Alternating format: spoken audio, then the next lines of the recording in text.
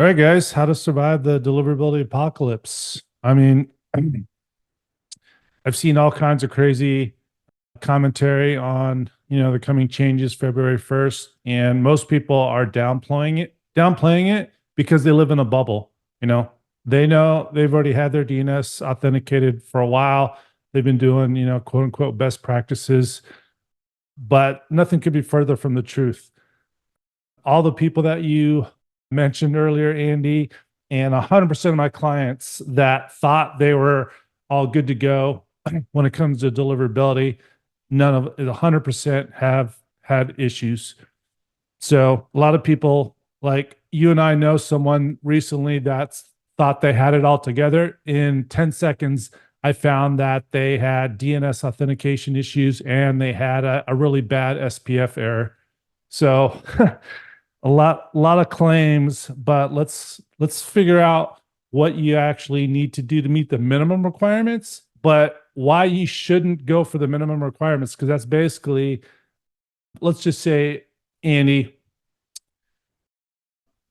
just say some guru said, all right, so the difference between making 100K this year and 1 million is only going to take you 30 minutes a month. And you're like, nah, why bother? I'm good with 100K. That sounds like doesn't make any sense, right? Right. So yeah, going for the minimum requirements again is it's basically like going for a C average when you could get an A with just a little extra work. So we're going to cover that because the minimum requirements are really, it's true, they are basic, but guess what? A lot of really smart marketers don't even know the basics. So let's get into that. So again, a little recap of what I've been doing over the last 28 years. All right, so how to survive the deliverability apocalypse. Bear with me. I still have a little cough from the T and C traffic conversion alien virus that always goes around. So DNS authentication, DKIM, SPF, DMARC, that's another misnomer. Everybody's like, oh, it's just simple. Just follow the instructions from your ESP and you're good to go. I'm going to show you examples where that's not the case. There's a lot more that goes along with that.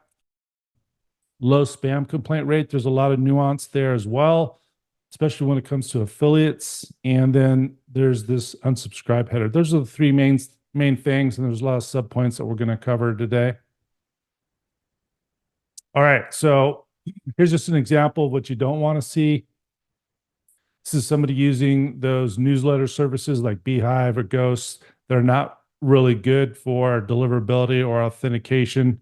They're behind the times. They don't even mention the February 1st requirements. They don't have a lot of good authentication. They use their top plans. I think Beehive is $80 or more, and Ghost might even be $200 or more just to get the right authentication. So just something to be aware of. Here's an example from AdSkills where it appeared that they were okay. They had the right DNS, but they had old DNS records for active campaign. They had an invalid SPF record. You only allowed 10, and they had 11. I've had clients with up to 20 SPF lookups when it's only allowed 10. That results in errors, authentication issues, and deliverability. And the number one reason that I see with people with this is not documenting their DNS records. So you always want to tell your tech guys, hey, put this in a spreadsheet. We want to know the date, why the record was there. Did it replace an existing record? What was that? And why did we do this? Because, 7 email senders, I think probably 4 of those were old and not being used anymore. But, if you don't record that, you don't know why it's there and if it can be removed or not. You definitely don't want to see this. This is like an easy test on desktop in Gmail.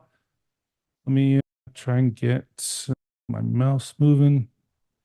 But basically, you don't want to see via anything next to your email. So so for Andy, it should be from Andy Hassong, and there should be an unsubscribe link. There should be no via active campaign or via ASEM or anything like that.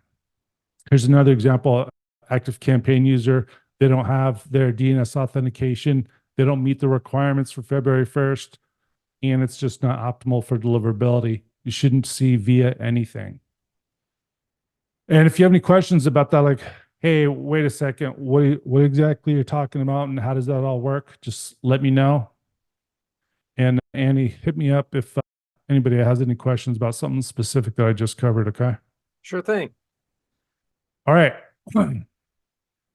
So Sugar Me Smooth, a recent client, if you click the little arrow underneath Sugar Me Smooth, this will come up.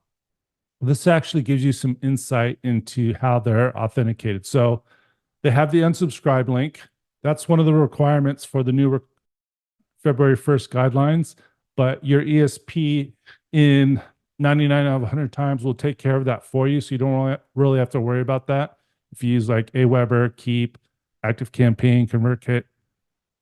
And then you'll see this mailed by and signed by. Okay.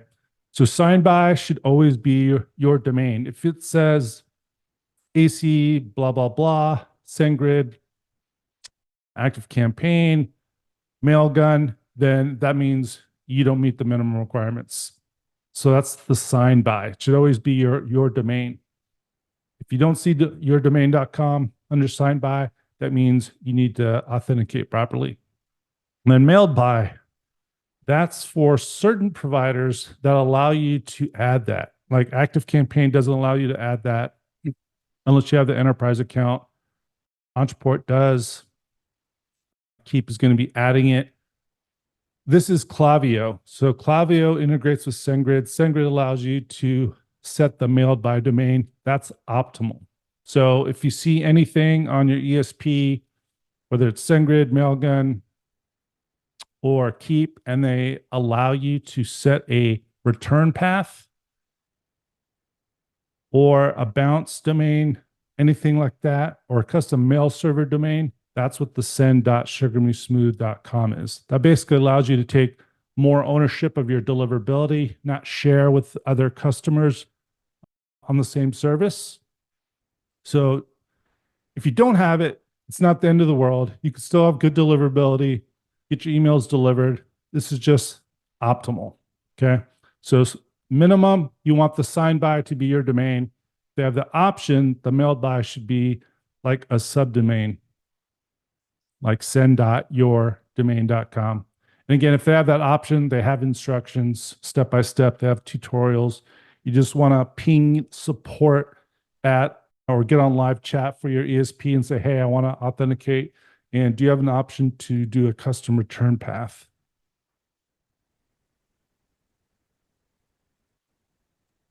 Jason, I just wanted to let you know that you can share your video now anytime you'd like. Okay. No questions coming in yet. Guys, if you do have any questions along the way, have anything you want to share in the chat box about your current situation or what have you, I can keep your name anonymous when asking questions or I think there's a Q&A right now.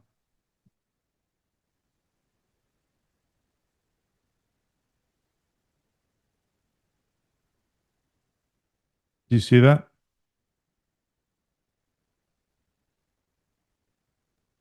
Yeah, sorry. I just realized I was on mute, but I was just mentioning that there's not an actual question. It was someone just answered yes in there instead of in the chat. Okay. All right. So what are these DNS authentication records? It's basically, especially with DMARC, it's if, let's just say Andy wants to send an email, or I should say, I want to send an email as Andy. The DMARC record is basically Andy saying, hey, if someone tries to email as me, I want to know about it. That's where you see in the middle where it says V equals DMARC 1, P equals none. Do you see that, Andy? Yes, sir. Yeah, so P equals none means I want to know about it if Big Jason emails as me. Okay, that's the minimum. Which is nice, but I'm going to show you some email services and some examples where they give you DMARC reports. If you just have V DMARC 1, P equals none, there's no way for you to find out if someone's trying to email you. That's why you want to have this RUA equals mail to, and then a reporting email. And again, I'm going to show you some services, some with no credit card required. You get a free 2-week trial, and I'll show you some examples. But you want to know if someone's trying to email you. So that's P equals none. P equals quarantine means, hey, if Big Jason tries to emails me, I want you to send it to spam. And then eventually you want to be P equals reject, which basically means don't even email. If Big Jason tries to email me, Andy Hasong, Andy at endorsedtrafficpros.co, don't even send it through. Okay. So that's what you want to do. And if you think that it's really not that big a deal, I just had a big affiliate, does a lot of paid traffic, high ticket coach. I turned it on, and immediately I saw that someone was trying to spoof his sending domain, Joe at, joe.com, with a hair loss offer. He would have never known if he had just said V equals DMARC 1, P equals none. But I'm going to show you a service that I used that received the report and showed me what was going on. And then you have your CNAME domain keys. And this is for Chris Mercer. And you can see his SPF record at the very bottom where it says V equals SPF1. So you don't really need to know the technical terms for these. Again, your ESP will give it to you. And again, it's the minimum. You have your ESP, but you also have your membership site, your WordPress site, your shopping cart, your help desk. They all send email as you. Andy, you want your help desk to be able to send email as you, right? Yep. Yeah, so that's authorized. So if you just focus just on your ESP and look, you got your DMARC record, DMARC 1, P equals none. You set up a DMARC reporting service. That's all good. You're like, okay, I want to tighten up my security so no one emails on my behalf that I don't want. And you switch to quarantine or reject without authenticating your help desk. All of a sudden, your help desk email is going to go to spam, or they're not going to get delivered. Why? Because you told Gmail, Yahoo, Microsoft to do that with your DMARC record. You switch P equals none to P equals quarantine, or hopefully P equals reject. But you just focused on Infusionsoft. Okay, that's the bare minimum. Obviously, your ESP is your most important avenue for reaching the inbox with your contacts. But again, help desk, membership site, shopping cart. You want to make sure all that's authenticated. And again, they all have instructions. They all have tutorials. If you have someone technically competent, I've seen a lot of them screw it up, but they should be able to do it if they follow directions. So Andy, does that make sense that it's not just your ESP, it's anybody that's emailing on your behalf? You want to make sure that they're authenticated and authorized? Yeah, that makes total sense. And it's also something I hadn't, really thought of myself before. And obviously that's why I have you on board helping me out with that, right? Yeah. You have time for a question or two here, Yep. Jason? All right. So the first one is, someone asked if you have a subdomain set up and authenticated through Mailgun, is that enough, or do you need a paid email related to that subdomain setup?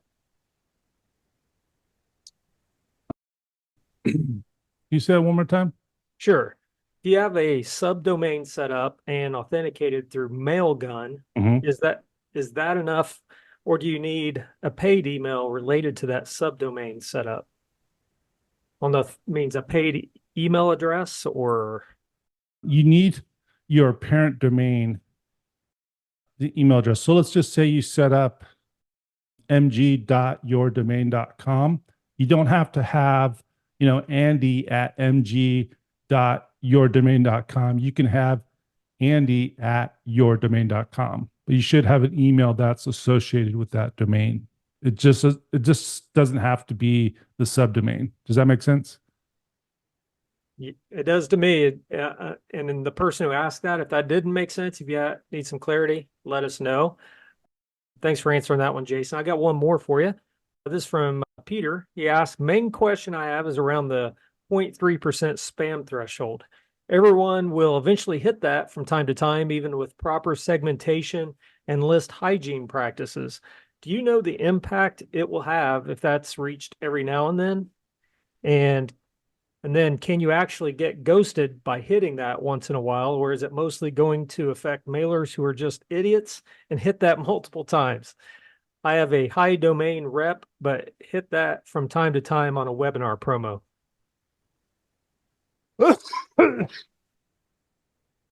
Well, first, not everybody's going to hit that.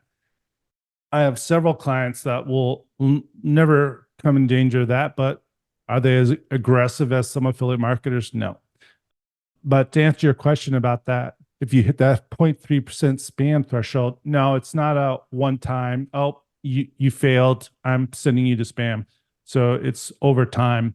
So what's the threshold? Like if you hit it 2 days in a row, 3 days in a row, they're not saying, it's basically like they're not going to give away their algorithm for inbox placement or folder placement or any of that junk that, con artists try to pretend they understand. They're smarter than the Google engineers. Same thing here. So you want to hit it as little as possible. So once in a while, you're probably going to be okay. Just try to limit that. Okay, sounds good. And Jason, I wanted to just kind of throw this out there too. I know this is probably on the minds of some of those on this call. As we go forward with you sharing some more about what people can do, I'm guessing there are ways to make this more step by step, knowing what to do first, second, third, fourth, and so on that you'll get to in some level or Yep. share at a high level. Is that right? Yeah. All right, sounds good. So here's 3 resources. There's a ton of DMARC reporting services. These are 3 that I always try and use. They have free 2-week trials, no credit card required. Are you going to be able to go from reporting only P equals none to P equals reject in 2 weeks? Possibly. Some of you might. If you have a really basic setup, you send through your main ESP, maybe you send through SendGrid as well, and that's it. But if you have lots of different services, you might have to, and depending on how consistent you are, you might have to wait till you have a big promo or something and wait for those DMARC reports to come in where you can really analyze and make sure everything's authenticated. But either way, you'll still get some really good data. And I'll actually tell you a lot about your DNS authentication, whether you have SPF and DKIM set up properly, all that good stuff. There's Easy DMARC, bemclick.com/easy DMARC. There's demartian.com, and then there's redsif.com. Again, it's free, 2-week trial, no credit card required. They'll give you copy and paste. They'll tell you if it's set up correctly. It makes it a lot easier.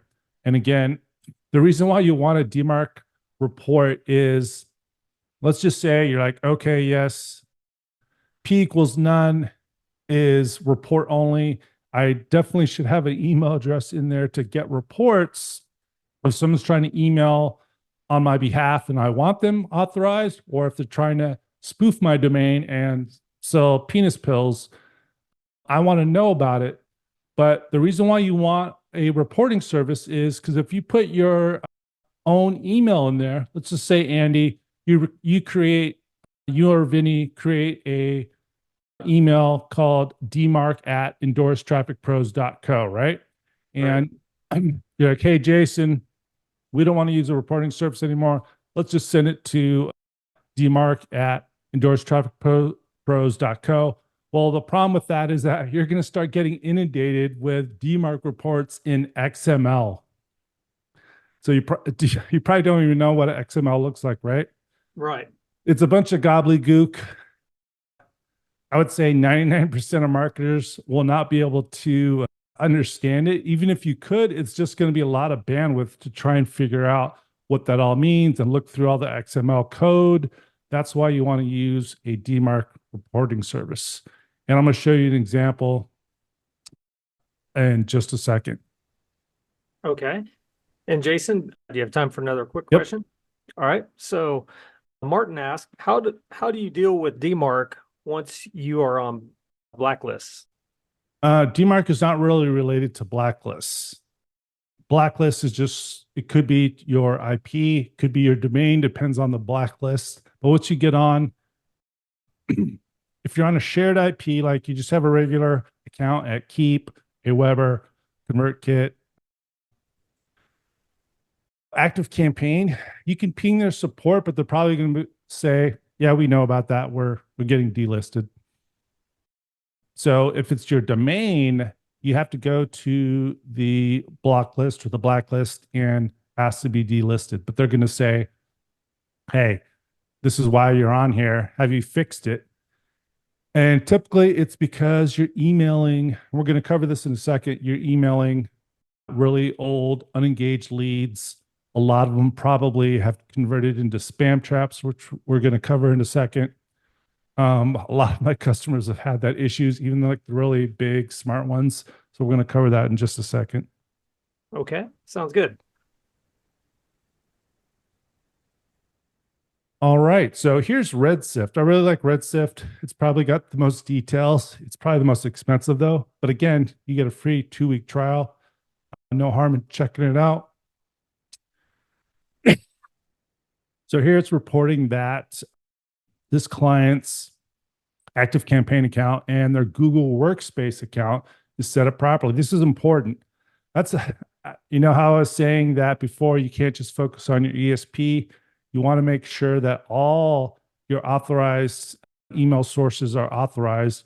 Well, literally 100%. I kid you not, Andy, probably over 20 clients the last 2 months, every single one has not had Google Workspace set up. So what does that mean? If you don't have your Google Workspace account authenticated properly, guess what's going to happen? Your emails to each other after February 1st could start going to spam or worse, not getting delivered. So you want to make sure your Google Workspace account is set up properly with DKIM and SPF. Again, Google Workspace has support documentation on how to do that, but you just want to make sure it's there. And this is another bonus of having a DMARC reporting service. It'll tell you, be like, hey, you're not authenticated properly with Google Workspace. Here's another example. So let's check this out. Again, free 2-week trial, Redshift. So look at all this. You got Google Workspace, like Webinar Jam. So the February 1st requirements, even if SPF fails, if DKIM passes, you'll still be good. But here's, look at where Webinar Jam, it's passing SPF and DKIM 0% of the time. So this is not Andy's account. This is another client's account. So that tells me I need to go into their Webinar Jam account and get it authenticated properly. So again, that basically means I need to tell Gmail, Yahoo, Apple, Microsoft, hey, I use Webinar Jam. They're authorized. It's okay to go ahead and send their emails. They're the good guys, right? Same thing. I have it blurred out their domain, but there's 176 DMARC fails, 0% SPF, 0% DKIM.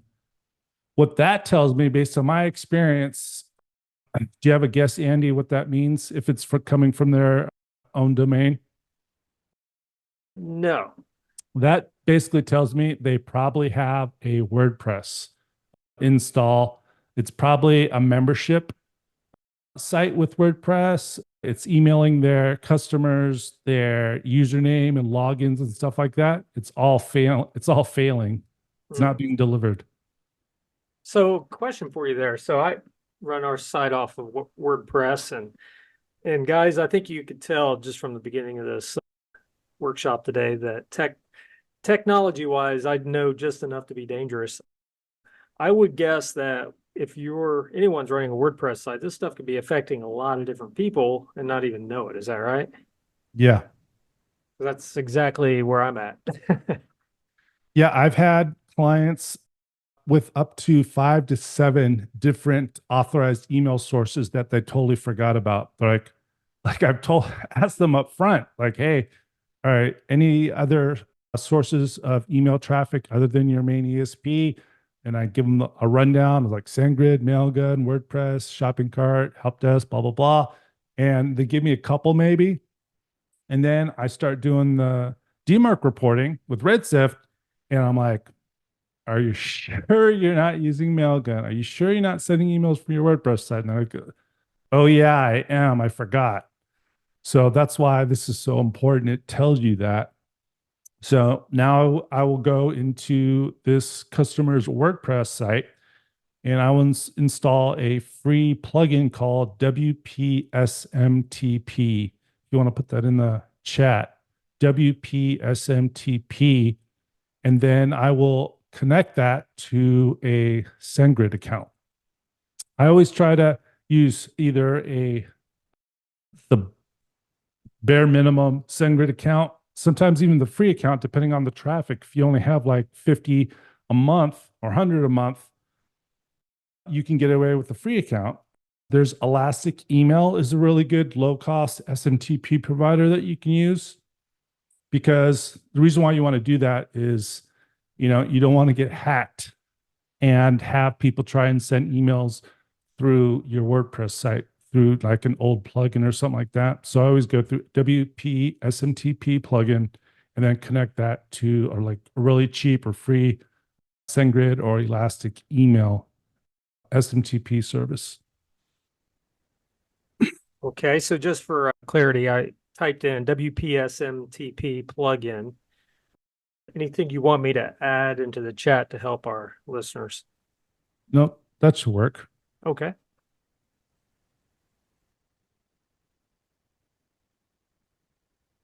All right. All right. So here is Google Postmaster. You should have Google Postmaster set up for your sending domain. And here's a point that I forgot to put in the slides, but you should be aware of this. I forget who asked about Mailgun. So let's just say let's use Andy again, Andy at endorsedtrafficpros.co. He has that set up. He should have a Google Postmaster account set up for endorsedtrafficpros.co. Okay. Now let's just say he wants to use SendGrid or Mailgun with his WordPress site. So he sets up SG, for SendGrid, or MG for Mailgun dot endorsedtrafficpros.co. Okay. You want to go back to Google Postmaster and you want to add sg.endorsedtrafficpros.co, because now you have a new domain that's authorized to send emails for you. So you just don't want the parent domain. If you add a subdomain, you want to add the subdomain as a Google Postmaster account as well, because you want to know if you get 100% spam rate. So that looks really bad, but that was like a really low amount of email traffic that day. So it was by sales reps for this client. And I had to slap them around verbally, so to speak, to, cut it out. But you definitely want to be monitoring this. And that's where you're going to stay under that 3% threshold or get notified when you check it out on a weekly basis, and make sure you don't go over that 0.3% spam complaint ratio. So here's a recent client that I helped improve their IP reputation. Went from red low to medium. I've had friends in the deliverability industry, the true deliverability industry, that they've been doing it for over 20 years, longer than me, have said that they've had clients with lots of success that have never gone above medium. That's usually really aggressive clients. So if you're yellow, can you be better? Yes. You always want to strive to get the green high, but you can do amazing with just yellow. And here's even a worse client in 2022. And we're going to talk about in a second, like how does this happen? Segmentation. So there's the complaint rate. So let's talk about how you get a higher complaint rate and how you reduce that and how do you get optimal deliverability, not just meeting the requirements for February 1st, but how do you get optimal deliverability, the optimal amount of email, affiliate emails especially, delivered. Here's a domain reputation that I improved September 2023. Does a lot of affiliate traffic. Excuse me. All right, so here's one of the things I do with clients is I go through and I do some reports on truly engaged. What does truly engaged mean? It doesn't mean just opens. That's probably one of the biggest problems my clients have is they're still focused on, well, hey, they've quote unquote opened the email in the last 120 days. They're engaged. That's not true. That's why you got to do these reports. And a lot of it comes from your opt-in funnels, especially affiliate webinars. So you have your partners, they're promoting, and you get all these people that come through that were just looky-loos. They've never even clicked or engaged during the webinar or after the webinar. You want to put them in a special funnel where you're not emailing and slamming them all the time, because a lot of times they're not even good emails. So check this out. 7,354 haven't clicked within the last 30 days. Sorry, I got the chat over this thing. I'm gonna try and move it. Go out of full screen. There we go. Now I can see it. So 7,354 haven't clicked within the last 30 days. 5,865 haven't clicked within the last 60 days. And this list is 10,000, Andy. So if they have a list of 10,000 and 7,354 haven't clicked within the last 30 days, this list is not a really good engaged list. So does that mean you're going to exclude everybody that haven't clicked in the last 30 days? No. That just means that possibly after the 90 days, you might want to exclude those. So what's the big deal about emailing people aggressively that haven't clicked within the last 30, 60, 90, 120 days? Here we go. Like literally 99% of my recent clients, I look at their recent campaigns and they have a lot of hard bounces. Address does not exist, can't route. They're hitting spam traps. The key to this is finding the sweet spot. Okay. So it varies. I'm not going to be like a bad personal trainer where, a teenager comes in and you give them this really power building workout. And then an old lady who just wants to be flexible and be able to ride her horse, and you give them the same workout of a high school athlete who wants to play college football. No, I'm not going to give you the quote unquote formula that works for everybody. Because, for example, if you're personal development, you might have someone that gets on your list who's going through a divorce, who, a breakup, they lost their job. So they're going to be really engaged. They're going to get some relief, either buying your product or, consuming your content, and they're going to drop off a little bit. Okay. So the sweet spot for a personal development affiliate list might be 60, 90, 120 days. If you're affiliate, make money online, BizOp, that might be 60 days, might be 30 days in some cases, but you have to just keep testing. I usually do it for like, say, 3 to 5 days. I'll test a 30-day segment of clicks and opens, say like for the last 2 weeks. If they've just opened the last 2 weeks, or if they've clicked within the last 30 days, I'll do that segment. I'm like, okay, it's 45% open rate, 2.5% click through rate. That's good. So the next week, I'll switch it up and I'll go either 45 or 60-day clickers and maybe 30-day openers. So if that goes from 45 to 41, 42, I'm still okay. And again, it's not just a 1 day thing because a lot of things can affect, open rates, click through rates, could be the offer, could be the day, could be a holiday, could be the weekend versus a weekday. That's why you want to do it over a week, at least a week, minimum 3 days, but better is, 5 to 7 days, and adjust accordingly. So if it doesn't go down too much, you're like, okay, this is my current sweet spot or, quote unquote control. And you're going to open it up again. So let's just say from 60 days to 90 days, and your open rates go down to 33%, and the click through rate is 0.9% for a week. You're like, oh, okay, that's probably a little too aggressive. Let's dial that back the following week to maybe 75 days. And you're just basically looking for that sweet spot where you're not seeing a huge change in the average open rate or click through rates. Does that make kind of sense, Andy? Yes, sir. Yeah. So you're looking for that sweet spot for your lists, not worrying about anybody else. Compete against yourself. Don't go for the average, whatever everybody else is doing, because, different type of lists or different type of traffic sources, different offers. It's going to depend.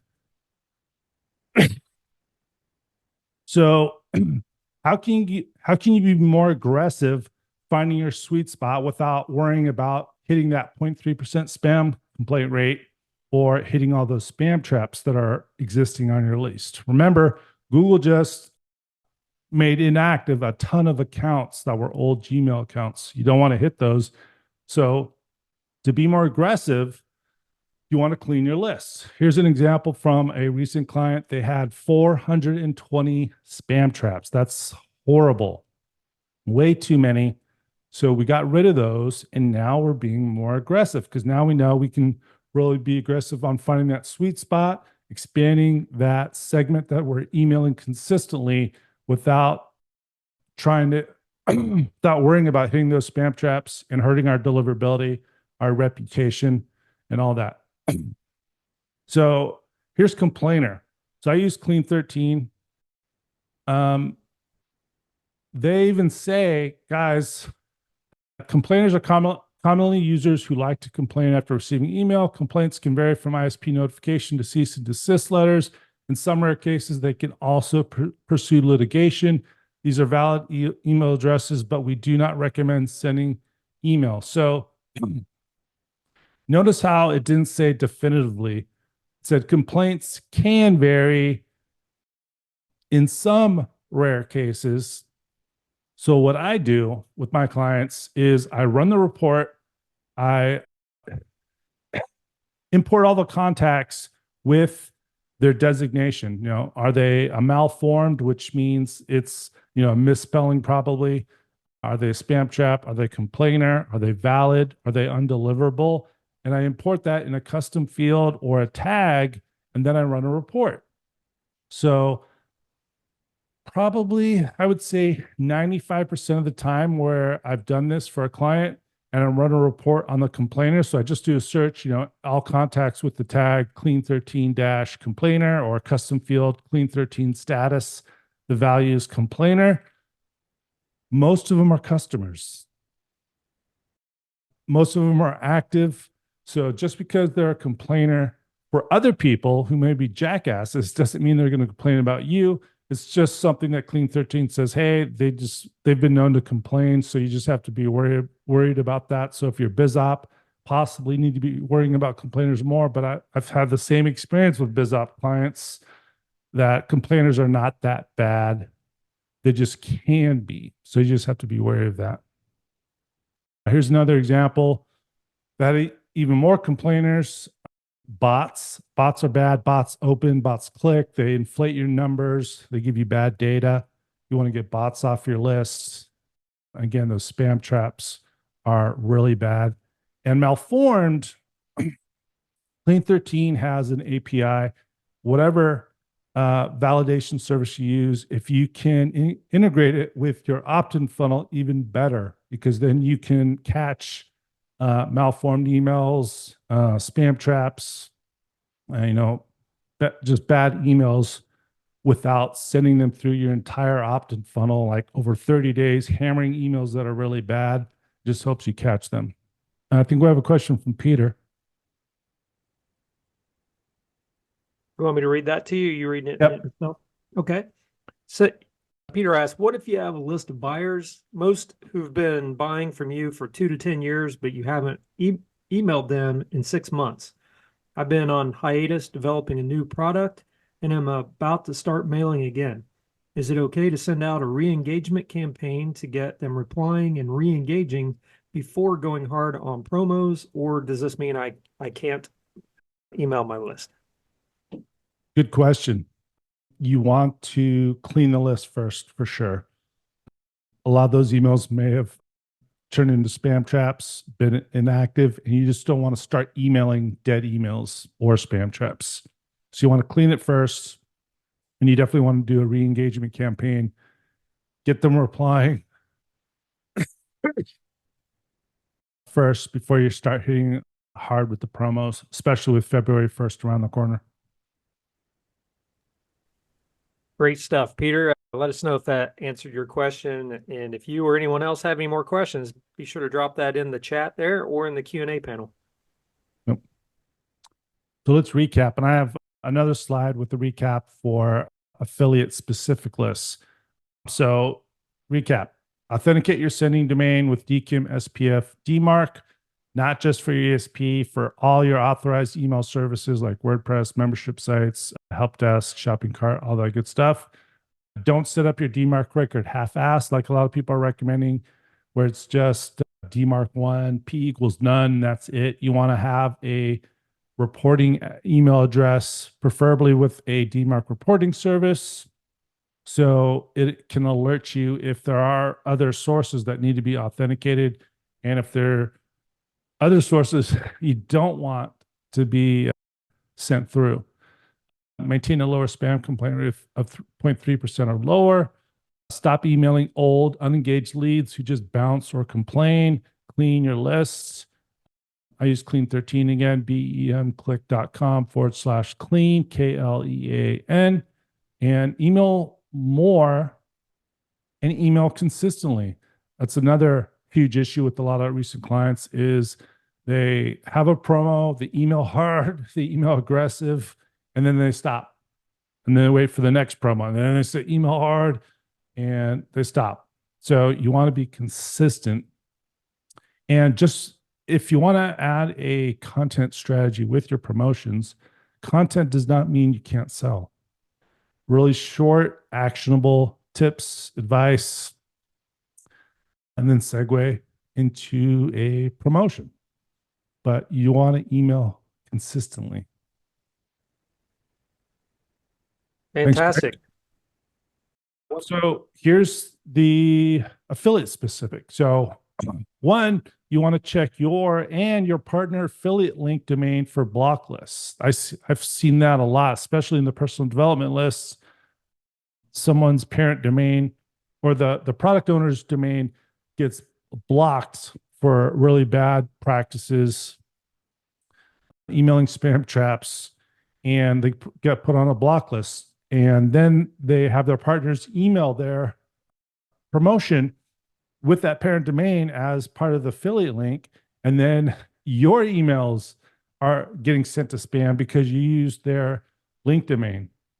So if you're an affiliate, what you can do is send to a bridge page instead, if that's the case. You can tell the person you're promoting, like, hey, did you know that the affiliate link you want me to use in my emails is on a block list? My emails are going to spam all of a sudden when I use that. Let them know. And then in the meantime, you can use, again, a bridge page, blog page, whatever you want. A review page works really well. and send people to there where they click on a link on that page. Have affiliates agree not to spam your affiliate links. So I know even if if you do this, they still could do it, but it's always a good practice to, when your affiliate agreement, have them agree that they're not going to buy lists or spam with your affiliate links, because if your sending domain is part of your affiliate links that you give to other people, again, they could harm your reputation and send your emails to spam and your other affiliates to spam.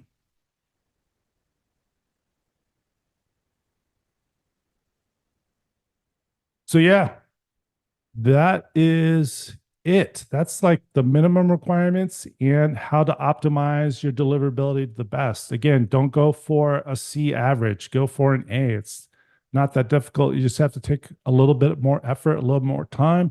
But if you want me to help you with that, there's a link right there for Andy, endorsedtrafficpros.com/inbox. There is a course that's live right now that you can take. You can ask questions. There's also a done for you service that Andy is using. So you could do both. You could do the course, you could take the bump offer for done for you, and maybe give the course access to a member of your team and have me do it for you. So it's up to you. Great. Yeah, I just realized I was on mute again. First of all, Jason, thanks for sharing all of that. I want to welcome any other questions you guys have. Like Jason mentioned, he's actually doing this for me, and I'm actually in the stage, even though I've been around doing online marketing forever, I've built lists in the past and so on. I've realized I don't know what I don't know. And this year, one of my biggest goals, actually, my number one goal, is to establish more of a presence online via an email list, right? And knowing that February 1st is coming along and seeing what Jason has posted about and being in his email inbox warriors group, which is part of what you'll have access to by joining up with him, I realize I need to get his help to do this for me, because I don't want to have to spend the hours that it could take. Well, for me, it would be hours. It might be, an hour or so for someone else. I don't know, but wanted to just really make sure I had the right guy doing this. And I've known Jason for a long time. I've known that this has been his bread and butter. And so I would just encourage you guys, if you're in the same boat, whether you are building your first list, which I don't think that is the case with most of you, according to the survey results from before, or if you are an experienced email marketer and maybe you just don't know exactly how to do this the right way, I would definitely encourage you to go to that link, endorsedtrafficpros.com/inbox, which will take you to a page that describes how Jason can help you out. And like I said, I personally decided to get him to do it for me. So there's that. And Jason, got anything else you'd like to add? Doesn't look like we have any questions, but guys, feel free to ask some more before we jump off here. Brandon says, thanks a bunch, guys. This has been really great. Gotta jump on another call. You're welcome, Brandon. Thanks for coming on. Yeah, I'm here for more questions. We can go over a few additional details while we see if anybody has any additional questions about that. Basically, there are no magic tricks. So this is pretty funny and ironic. This is my Gmail promotions tab for one of my accounts, and there's a Gmail promo tab, Con Artist, that says how to get inside the best box. They like to think that the promotions tab is not the inbox, and the promotion tab has cost businesses billions of dollars in losses, parentheses, if I were to guess. Exactly, guess. Here's a famous guru that's using the Gmail scam, putting a bunch of text at the bottom of their emails. Hey, Mark. Mark had a question about my fees. If you go to endorsedtrafficpros.com/inbox, you'll see the pricing right there. And contact Andy if you have any detailed questions about that done for you service. I have a proposal that I can give you that's got like full details on that. So yeah, this famous guru was on live on stage in person saying about how they paid thousands of dollars to master the Gmail promotions tab, and all his emails were in my spam folder. And you can see that a lot of them are classified as promotions and updates, not the inbox. And then he followed that up with a live stream, and multiple people, when he was talking about this, were like, dude, all your emails are in my spam folder. There's another question for you here, Jason. From Peter, he asked, can the 30-day done for you start date be delayed by a couple weeks? Sure. It's interesting that you would want to delay it a couple weeks when February 1st is around the corner. But yeah, that's possible. Sure. Here is literally from a inbox testing service where they say, guys, we use generic robot inboxes that are not engagement trained for your specific sending patterns. This means they will behave very differently to the inboxes of your actual subscribers, even at the same provider. So these claims that, oh, I got a certain inbox placement rate or a certain Gmail primary tab placement rate using these services, or using these special sneaky Gmail accounts, it's all bullshit. Gmail is very unique to each person. Those domain warming services are illegal. I've talked to the Google's email team about this. They've told me word for word, yes, we know about these alleged domain warming services that pretend like they've beaten our Google engineers, and we don't know that it's a bot instead of a real person.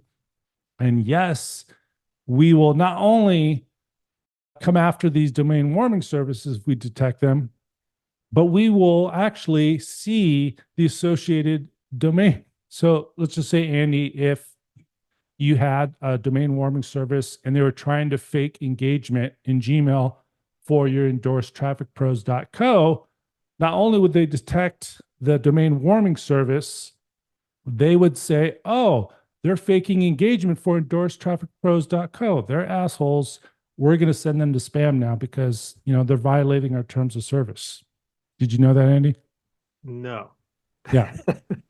See, that's my point. I don't know what I don't know. Now, I am actually being educated on this. Even though I've hired Jason to do this for me, it's important that I understand a lot more of this than what I currently do. And so this is all something that I'm glad I've invested in, just a few weeks ago myself already, just from what he's done so far. But I wanted to point out something for everyone's benefit here. I think it's very critical to understand that we're not just throwing out a date that, February 1st based on, scarcity or, creating a sense of urgency. This is a real thing where things will change definitely after February 1st for different people based on how their email's set up. And so I wanted to ask Jason, could you just kind of touch on that for a minute to stress the fact that this isn't just some arbitrary thing here?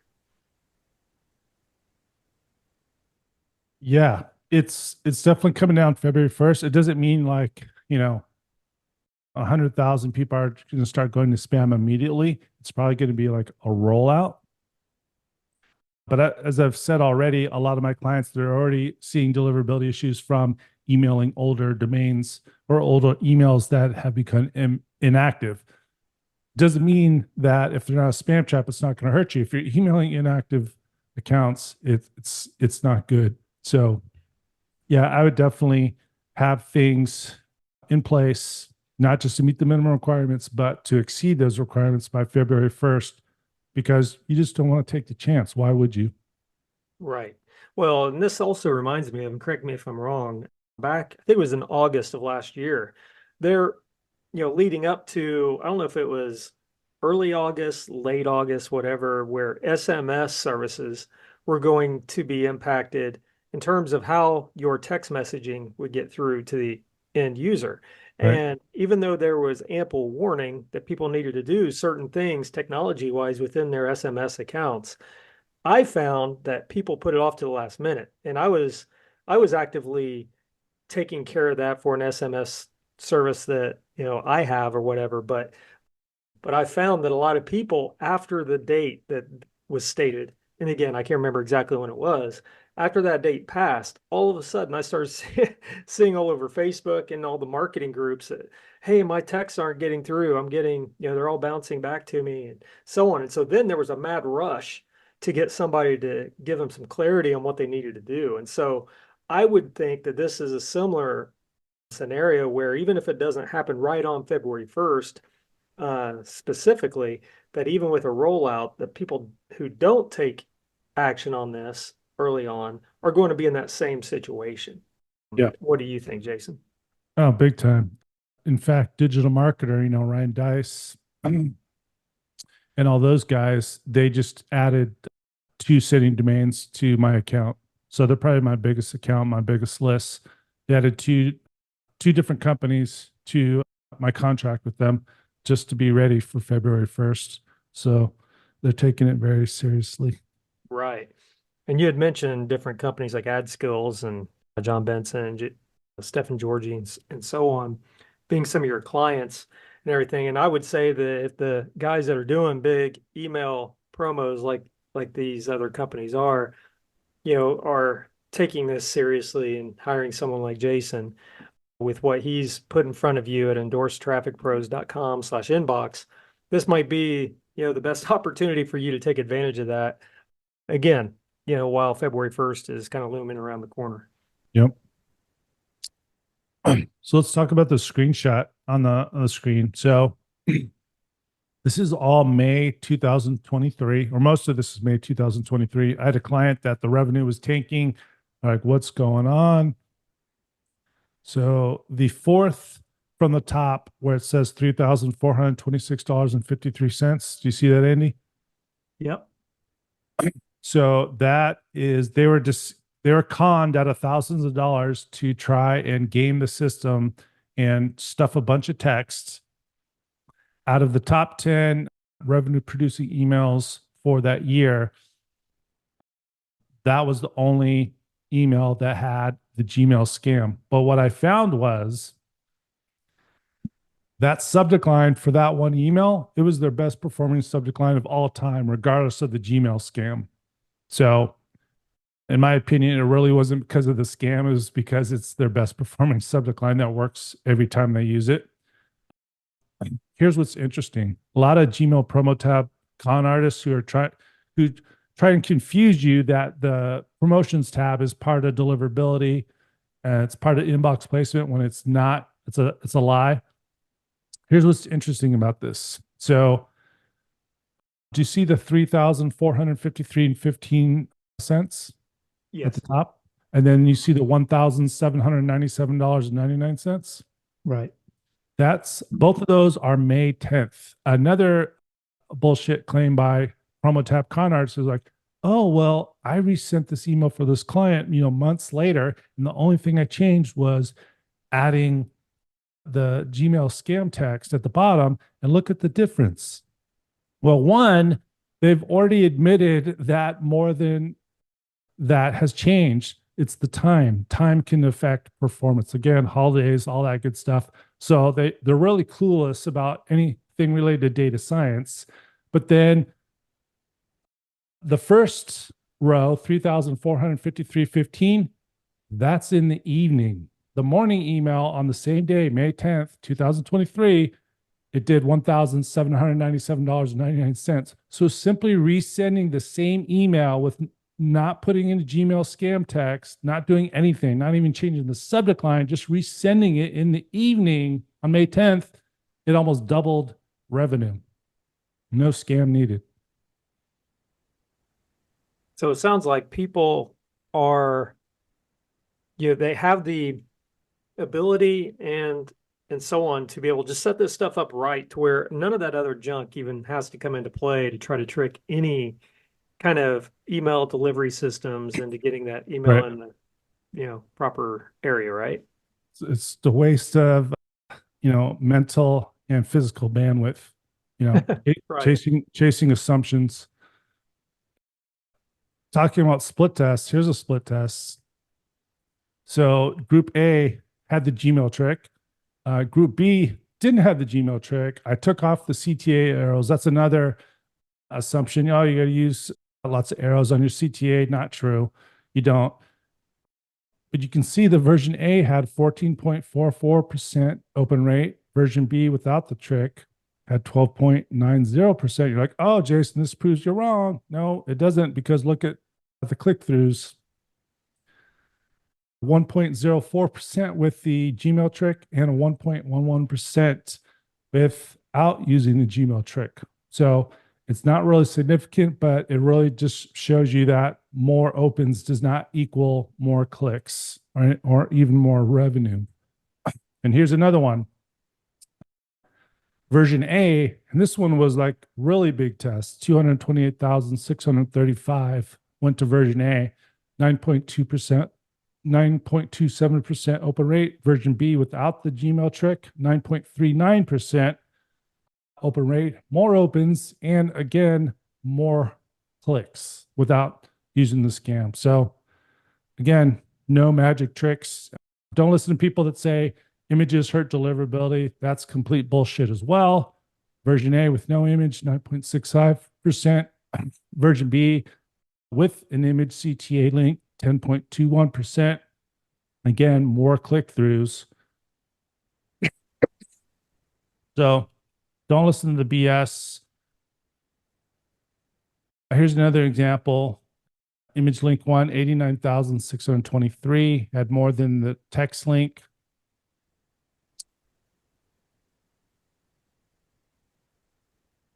But I think that covers it. This was some bonus stuff. But again, endorsedtrafficpros.com/inbox. I think we answered all the questions. Yeah.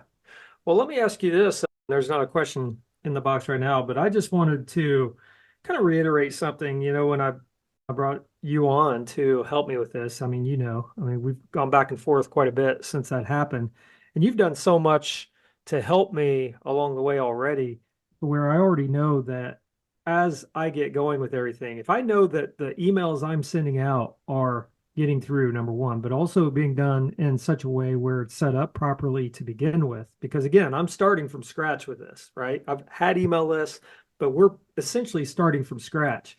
I know that as that takes place, that's going to result in more revenue coming in because more of those emails are being seen and getting clicked on. And I'm not using the bandwidth and the mind space of worrying and doing all these hacks to try to get those emails through. And I think just the way I look at things, when I invested in your service, anyone who's listening to this, when I invested in Jason's service to get this set up right for me, I looked at this as that, an investment that is going to pay off as things, again, starting with my own email list is one thing. But if you guys already have lists of 10,000, 50,000 or more people, and you tighten up that deliverability by investing in his help in some fashion, whether it's online training so you can do it yourself or getting his help to do it for you, I would have to think that that is just a positive ROI type investment for you guys by doing that. So anyway, I just wanted to share that with you guys. And And then, yeah, go for it, Jason. no, I was just going to say, yeah, two different Halbert proteges that run affiliate email traffic. They're doing affiliate promos every week. Both of those, I worked for them on a monthly retainer basis for over 2 years because it was that important for them to have someone, on top of it every day, every week, making sure they had the best deliverability for their affiliate email promos. That's great. I think I know who those people are too. I've worked with them a lot for quite a few years myself. So that's great. And I know those emails got through. Let me say this. It looks like Peter is going to be joining us for your program here on some level, Jason, once he returns from the gym. So Peter, it'd be great to have you. And once you do, man, hit me up and I'll be able to help you a little bit more on the JV side of things too. Just let's put our heads together and figure out some things. But so anyone else wants to jump in and help Jason, one thing I'm going to do, not help Jason, but get Jason's help, One thing I'm going to do too, if you guys happen to have any kind of JV opportunity, any of your own webinars or anything, I'll take the time to do a critique of the JV opportunity itself, any JV pages you have, and so on. Because then once you get Jason's help to tighten up your email deliverability, as you start getting JV partners on board, that's just going to mean more money to you guys because those emails are getting through, right? So I don't want to keep repeating myself, but just wanted to encourage you guys to check out what Jason has at endorsedtrafficpros.com/inbox and how he can help you on that email deliverability. And Jason, anything else you'd like to add to that? Yeah. So, unlike promo tab con artist guys, I don't inflate claims. I don't do a bunch of stuff and then lie about, oh, it was because of one weird trick.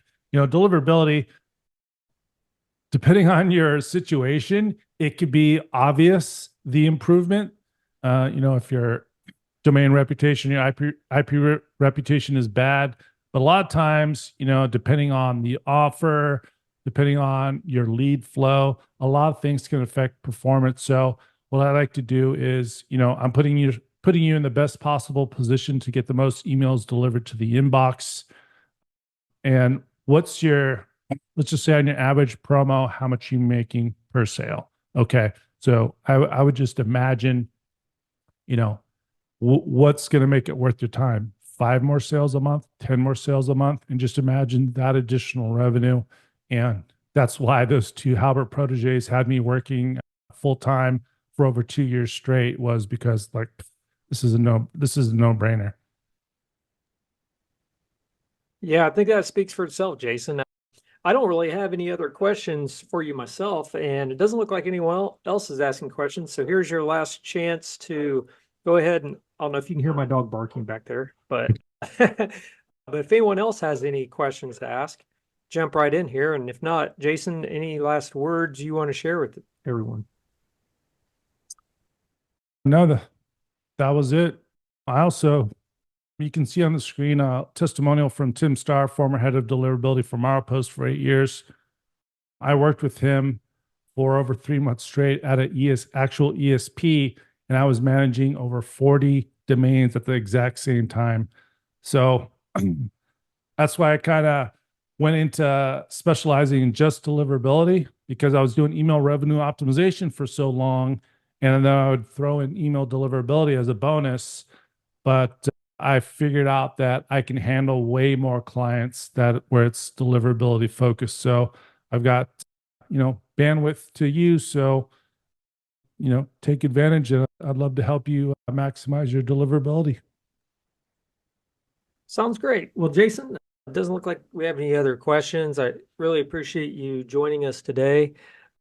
Happy to have you share some more if you'd like, but if not, we'll go ahead and end this for now. And guys, hit us up if you have any questions. You know how to reach me on Facebook, everyone. You can also go to endorsetrafficpros.com/inbox. Check out what he's got there to be able to help you with your email deliverability. And we'll go from there. And then one last thing is if you guys do take advantage of his offer on that page to help you guys out, I'm offering up my personal assistance on the JV side to take a close look at your JV opportunity, JV page, and so on to make suggestions for how you can improve that, plus brainstorm some ideas on who might be a good fit for your offer. So, Jason, got anything else you want to add? I'll go ahead and go video too. Here, just say goodbye to everyone. There he is. Well, Jason, thanks for joining us, my man, and have a great day. Hit me up once we get off here and go from there, guys. One last time, endorsetrafficpros.com/inbox for Jason's help. Take care, everyone. You guys.